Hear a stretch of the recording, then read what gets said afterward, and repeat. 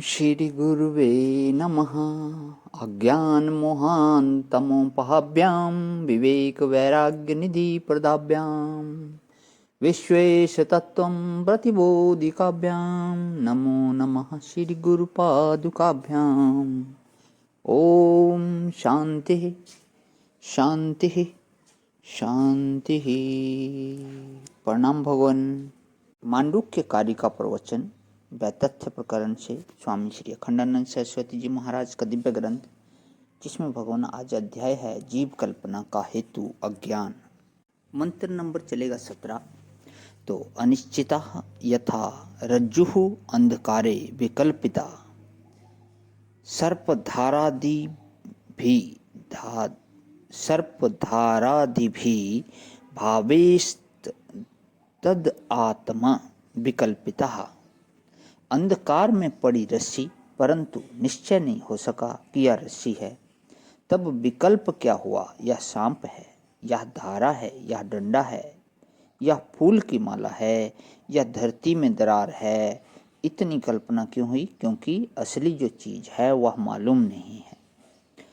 तो देखो, मैं जीव हूँ, मैं कर्म करके पापी पुण्यात्मा होता हूँ, फिर कर्म के अनुसार सुख दुख मिलता है, फिर पुनर्जन्म मिलता है।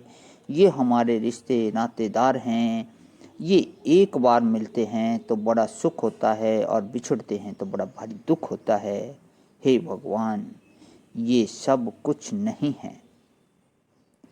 यह जैसे पानी के जहाज में यात्रा करते समय 10-5 दिन साथ साथ रहे तो आपस में जान पहचान हो गई कि ये हमारे मित्र हैं और ये अच्छे नहीं लगते हैं, और फिर बिछुड़ गए तो कुछ नहीं। कितने साथी रेलगाड़ी में मिले और फिर दोबारा नहीं मिले। ऐसे ही जैसे रेलगाड़ी में साथी मिलते हैं और बिछुड़ जाते हैं, कभी मिल भी जाते हैं और कभी नहीं भी मिलते हैं। यह संसार भी बिल्कुल ऐसा ही है। इसमें क्या माता, क्या पिता, क्या पति, क्या पुत्र, क्या धन, क्या दौलत। अब फिर यही आँख तुमको मिलेगी, फिर ऐसी नाक तुमको मिलेगी जिस पर आज अभिमान है कि हमारी नाक बहुत बढ़िया तोते की तरह है, आँख कमल की तरह है, हमारा कान कनेर के फूल की तरह है, होंठ संतरे की फांक की तरह हैं। अब से फिर मिलेंगे कि नहीं मिलेंगे? अरे, अभिमान करते करते, कल्पना करते करते मनुष्य असलियत तो जानते नहीं है। असल में एक पर ब्रह्म परमात्मा है। उसमें ना मैं का कोई अलग घेरा है, ना तू का कोई अलग घेरा है। सब लोग अपने भीतर उसको मैं बोलते हैं, पर समझते नहीं हैं। इसमें न कहीं सुख है, न कहीं दुख है, न कहीं जन्म है, न कहीं मृत्यु है, न कहीं आना है, न कहीं जाना है। बिल्कुल जैसे अंधकार में पड़ी रस्सी को न जानकर उसके बारे में नाना प्रकार के विकल्प कर लिए गए, उसी प्रकार अपने आत्मा को, अपने स्वरूप को, ब्रह्म को न जानकर नाना विकल्प कर लिए। अच्छा देखो, अंधकार में पड़ी रस्सी में तो भ्रम हो जाता है कि सांप ना होवे। अपनी उंगलियों के बारे में कभी भ्रम नहीं होता है कि ये कहीं जोंक ना हो, क्योंकि बिल्कुल स्पष्ट है ना। तो बिल्कुल स्पष्ट वस्तु जो है उसमें विकल्प नहीं होता। तो आत्मा को स्पष्ट कर लो कि मैं क्या हूँ। इसके बाद कोई विकल्प नहीं होगा कि मैं पापी कि पुण्यात्मा, मैं सुखी कि दुखी। संपूर्ण विकल्पों से छूटने का यही उपाय है।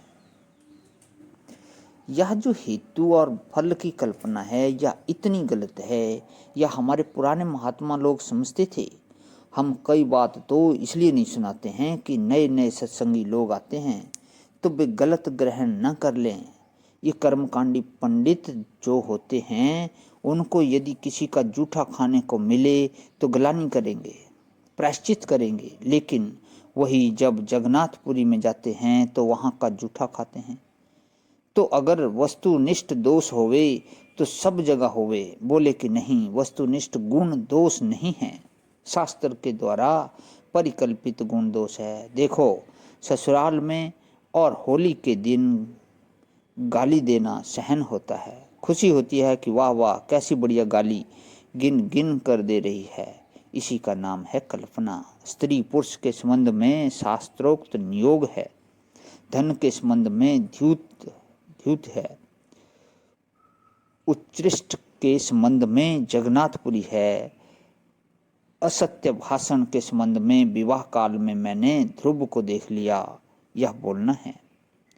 बसंतोत्सव के दिन चांडाल स्पर्श है। ये सब बताते हैं कि यह जो धर्म अधर्म का निर्णय है यह वस्तु क्रिया के आधार पर नहीं होता, भाव के आधार पर नहीं होता कि हमारा भाव बहुत बढ़िया है।